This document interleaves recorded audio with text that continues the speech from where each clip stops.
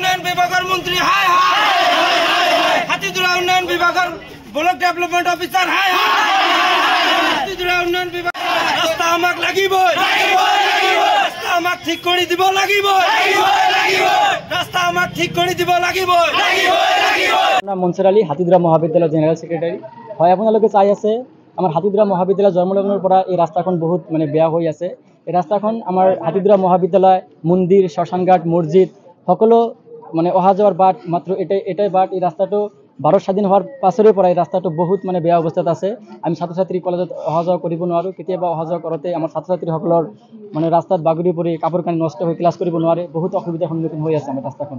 মই অসম চৰকাৰ আৰু গ্ৰাম উন্নয়ন মন্ত্ৰী ৰঞ্জিত দাক ইহঁতক মই অনুৰোধ জনাম যাতে ৰাস্তাখন সোনকালে মেৰামতি কৰি আমাৰ ছাত্ৰ ছাত্ৰীৰ সমস্যাখিনি দূৰ কৰে।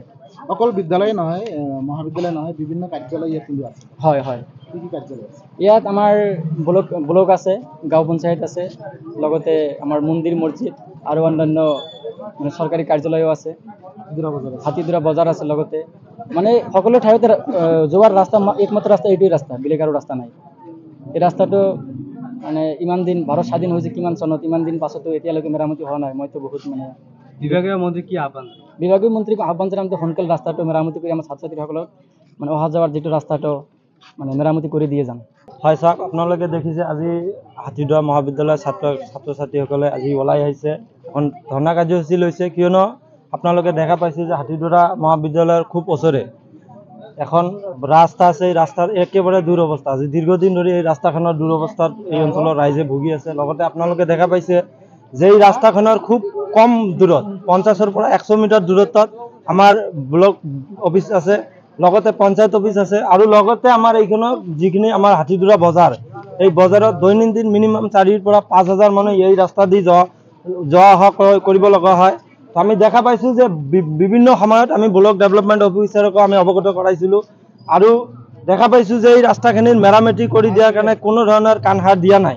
তো আজি ছাত্ৰ ছাত্ৰীৰ লগতে আমি অঞ্চলবাসী ৰাইজে ওলাই আহিছোঁ আৰু আমি প্ৰতিবাদ কৰিছোঁ আমি যাতে এই ৰাস্তাখিনি যাতে অতি কম সময়ৰ ভিতৰত এই ৰাস্তাখনৰ মেৰামতি কৰি দিয়ে, এইখিনি আমি অসম চৰকাৰক আহ্বান জনাইছোঁ।